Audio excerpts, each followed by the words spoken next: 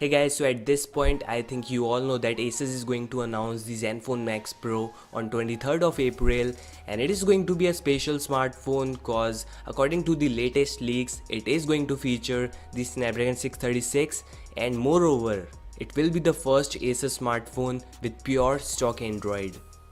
See, to be precise, I am not a huge fan of Asus Zen UI and their pricing, and that was the only reason I was skipping Asus phones on this channel.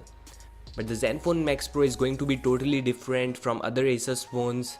This is our first look at the Zenfone Max Pro, and I won't say that it looks beautiful in terms of design. However, if the leaked specifications are true, it is definitely going to be a game changer. Alright, so first off, you will get a 6 inches 18:9 full screen display, which is something nice. 4/6GB RAM variant, 32/64GB of internal storage, and a dedicated micro SD card slot. And that means you will be able to insert two SIMs and a micro SD card together. A giant 5000 mAh of battery. You get a dual 16 megapixel camera on the back and a 16 megapixel selfie shooter.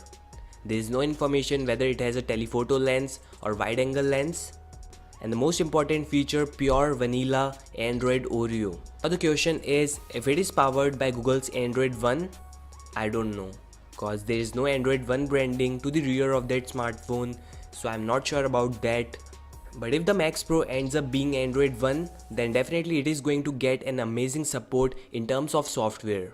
And moreover, the Snapdragon 636 with stock Android is really going to fly.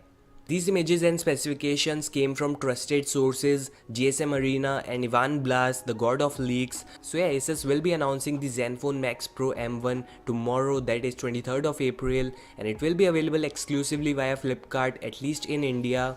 We don't have any information about other countries, but I will notify you if I get any information regarding the availability of M1 in other countries. And it may cost you around 14 to 16,000 Indian rupees.